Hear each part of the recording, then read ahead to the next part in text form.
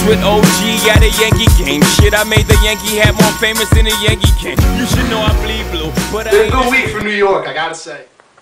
Welcome to week 3 of Turn On the Jets TV. Quick recap of Jets-Patriots last week. Obviously, we're very happy over here about the way the game went. I was there. It was really electric. It felt like a playoff game. I haven't seen a crowd like that ever in really the last 15, 16 years of going to games. You can really feel that Rex Ryan has changed the culture and attitude around this team. The defense swarming all day. I think they unofficially hit Brady 23 times, completely threw him out of his rhythm. I can't remember the last time I've seen Tom Brady complete less than 50% of his passes in a game. And beyond that, 4 delayed game penalties, once having back-to-back delayed game penalties. You would have thought he was the rookie out there, not Mark Sanchez. No touchdown passes, through an interception. He just doesn't look like himself, especially with that Jet pass rush in his face all day. When you look at the Jets defense through 2 games, they've allowed 6 points in reality. Houston returned an interception for a touchdown on them, and Leon Washington fumbled on the 18-yard line. New England takes over, loses 10 yards, and kicks a field goal. So really, New England only managed 6 points in that Jets defense. On offense, Jets started real slow. I think they were a little conservative early on. I think Sanchez only threw 4 or 5 passes in the first half, but good job by Brian Schottenheimer opening up in the second half. Jericho Cotchery had really a great second half and has really stepped up through the first 2 weeks as the #1 receiver. Obviously, Sanchez, still playing well, didn't have any killer turnovers. It's positive things all the way around right now. Just it's going to be a matter if the Jets could, keep it up throughout the season. 2-0 only ensures 2-14, so they got to keep winning. Anyway, like I said, I went to the game, got some footage before the game, tailgate in the parking lot, footage in the stadium of some of the introductions and the anti-New England chants, and then my favorite, the pandemonium in the stadium after the game ended and the Jets wrapped up their 16-9 win. So here's the footage. A little tailgating action, week 2 Jets Pats. A little footage of the new stadium, looking good. New train station. Very convenient, cutting down the traffic. Here with my normal tailgating people, my cousin Chris, my uncle Frankie, who said he was giving up his tickets after last season, but he's still here. My dad, who's not even a Jets fan, but he's here to cook. He's a Giants fan. Unfortunately, I ended up a Jet fan. Good turnout. Guy just drove by in a limousine or a hearse in Tom Brady jersey, popping out. And trying to get some more footage throughout the day. Let's get some quick predictions. Give me a prediction, Chris. Chris, give me a prediction. My prediction is 24-20 Jets. Beautiful. What do you think? As an impartial, not Jet or Patriot fan. 19-17 Jets. All right, good. We got a lot of optimism in the parking lot. I'm going to eat for the next hour.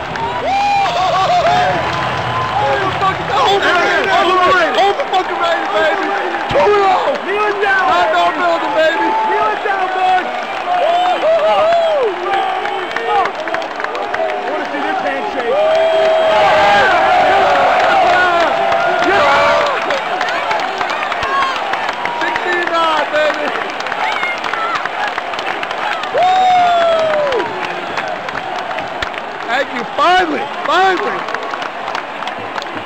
All division sucks! Brady sucks! Brady sucks!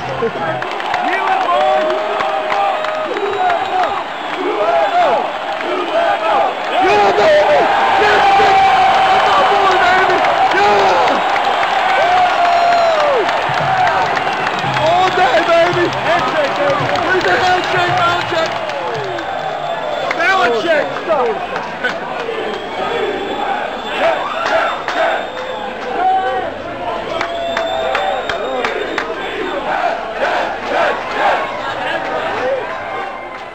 Welcome back. A couple other week 2 recap before I move on to week 3. Dolphins moved to 0-2. Like I said, they would. They put a better fight than I thought they would against the Colts. Absolutely dominated time possession, but when you have Chad Pennington at quarterback, it takes 15, 16 play drives to score a touchdown.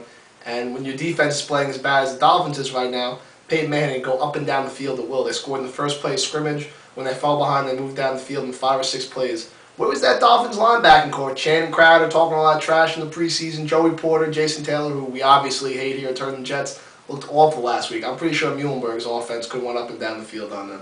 And that's not a slight at Muhlenberg. I'm just saying it's a Division III college. Come on now. Bills looked pretty good last week, beating Tampa. I think the Bills might be better than I gave them credit for in the preseason. They certainly look better than Miami does right now.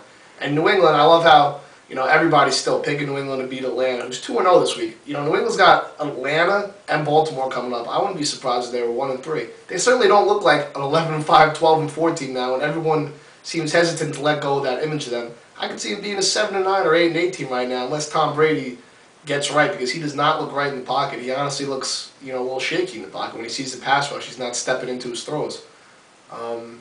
That's really it for Week 2. Moving on to Week 3.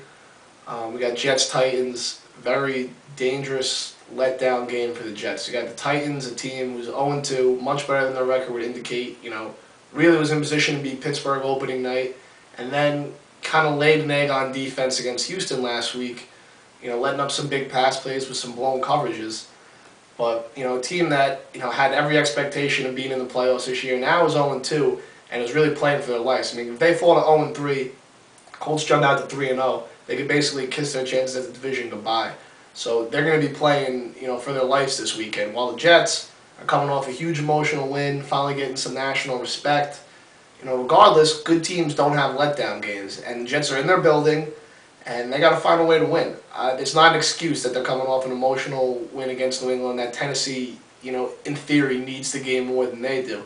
Obviously, on offense, Tennessee starts and ends with Chris Johnson, who's coming off a ridiculous game against Houston. And I don't expect to see Rex Ryan scale back his aggressive attack on defense to accommodate Johnson. The Jets got to stick to who they are and keep attacking the quarterback. Tennessee, Kerry Collins is a pocket passer. They're going to drop back and take their shots down the field. I'm sure the Jets will be licking their chops to come after Collins, a guy who fumbles the ball occasionally and can be forced into some turnovers. On offense, the Titans have really struggled covering the pass, so this might be a game you see just kind of spread it out and open up the offensive attack a little bit. I think you might see Mark Sanchez throw the ball for more yards and probably have more overall attempts than he did last week against New England.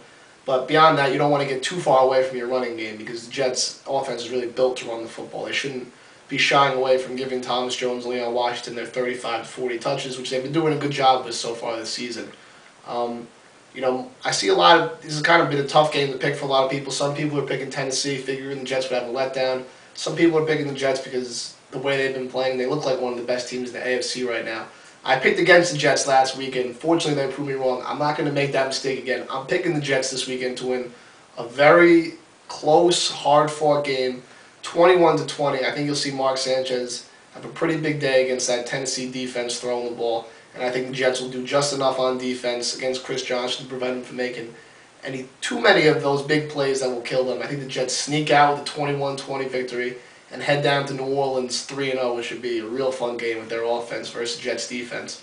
So that's going to wrap up Week 3 here at Turn on the Jets TV. Again, I want to thank everyone for coming to the site. The numbers have been through the roof the last couple weeks, so every visit and every comment is greatly appreciated.